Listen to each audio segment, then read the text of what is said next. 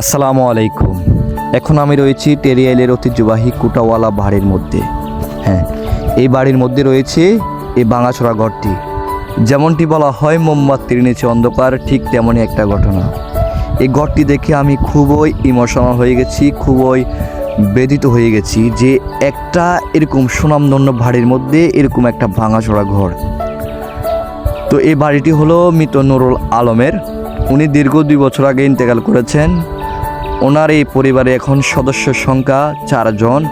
ওনার wife এবং 3 জন সন্তান। 3 জন সন্তানই মেয়ে, ওনার ছেলে সন্তান নেই। ওনার এই ছেলে সন্তান না থাকার কারণে ওনার পরিবারের অবস্থা এখন খুবই শোচনীয়। ইনকাম সোর্স বলতে কোনো কিছু নেই। ওনার বড় মেয়ে আমাদের সিবিতে চাকরি করে, মাসে 8,000 টাকা স্যালারি পায়। এই 8,000 টাকা স্যালারি দিয়ে উনি ওনার পরিবারের ভরণ পোষণ চালান এবং টুকটাক যা কিছু লাগে তা কিছু ক্রয় করে। কিন্তু এই বাড়িটি করা তার সাধ্যের মধ্যে পড়ে না। তো এই বাড়ির মধ্যে ঢুকলেই আপনি দেখবেন এই বাড়িটি বাইরে যেরকম ভাঙা, ভিতরে আরও ধ্বজভাঙ্গা। উপরের টিনগুলো একটু খেয়াল করলে দেখবেন টিনের ফুটোগুলো কত বড় বড়। অর্থাৎ বৃষ্টির পানি যখন পড়বে, বাইরে যেরকমভাবে পড়বে ভিতরে সেরকমভাবে পড়বে। সামনে বর্ষাকাল আসতেছে, এই বর্ষাকাল তারা অতিবাহিত করতে পারবে না, কারণ বৃষ্টির পানিতে ভিজে ভিজে ওনারা রাত্রি যাপন কীভাবে করবেন। আমাদের ঘরটা তুলতে পারতেছে না টাকার জন্য। অনেক দিন হল আমার বাবা থাকতে কারোর সাথে 2 টাকার জন্য যেতে দেয় নাই। এখন কি করব, বাধ্য মানুষের কাছে পাড়া প্রতিবেশীর সাথে, আত্মীয় স্বজন, এলাকার বাসীর সাথে সবাই যে মিলে ঘরটা তোলার জন্য। আসসালামু আলাইকুম। আপনারা দেখতে পাচ্ছেন আমি দাঁড়িয়ে আছি আমার নিজ বাড়ি কোঠালা বাড়ি, ঐতিহ্যবাহী এ বাড়িতে।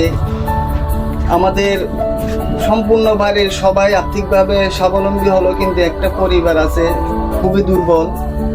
এই পরিবারে তার পিতাকে হারিয়েছে দীর্ঘ 2 বছর আগে। যে পিতা ওদেরকে আগলে রেখেছিল সারা জীবন, ওদেরকে কারো কাছ থেকে হাত পাততে দেয় নাই। কিন্তু ওর বাবা থাকতে কোনোদিন কারো কাছে হাত পাতে নাই, কাউকে বলে না যে আমাকে 10টা টাকা দেন। কিন্তু আজ এমন এক সময় এসে দাঁড়িয়েছে, তারা সবার কাছে এখন হাত পাততে বাধ্য হচ্ছে।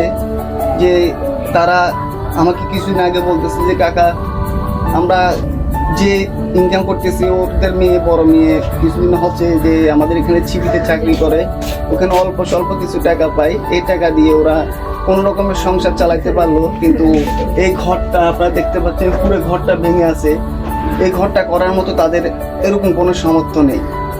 আপনারা চাইলে এই ঘরটা, এই পরিবারটার দিকে একটু ভালো দৃষ্টি দিয়ে, ভালো নজর দিলে হয়তো ঘরটা আমরা সবাই মিলে, গ্রামবাসী সবাই মিলে, আত্মীয় স্বজন, পাড়া প্রতিবেশী সবাই মিলে হয়তো ঘরটা করে দেওয়া সম্ভব।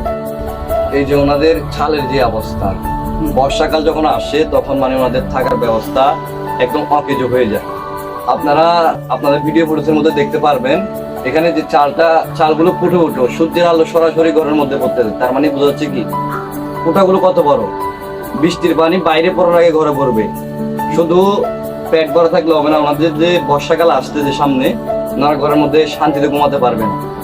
তো আমি বিনীত অনুরোধ করব, আবেদন করব আমাদের এলাকার এবং সীতাকুণ্ডের মধ্যে গণ্যমান্য সুনামধন্য ব্যক্তিবর্গ যারা রয়েছেন, বিশেষ করে রমজান মাস, রহমতের মাস, আপনারা সবাই রহমতের দৃষ্টি ওনাদের পরিবারের প্রতি দেখাবেন, ওনাদের জন্য একটু সহযোগিতার হাত বাড়িয়ে দিবেন। তো এই আর কি, আপনারা সবাই একটু মানবিক দিক বিবেচনা করে ওনাদের এই ভাঙাচোরা ঘরটিকে একটু সংস্কার করার জন্য আর্থিক সহায়তা করবেন। পারলে আপনারা চাইলে এসে একটু পর্যবেক্ষণ করতে পারেন। তো সবাই ভালো থাকবেন, সুস্থ থাকবেন। আল্লাহ হাফেজ।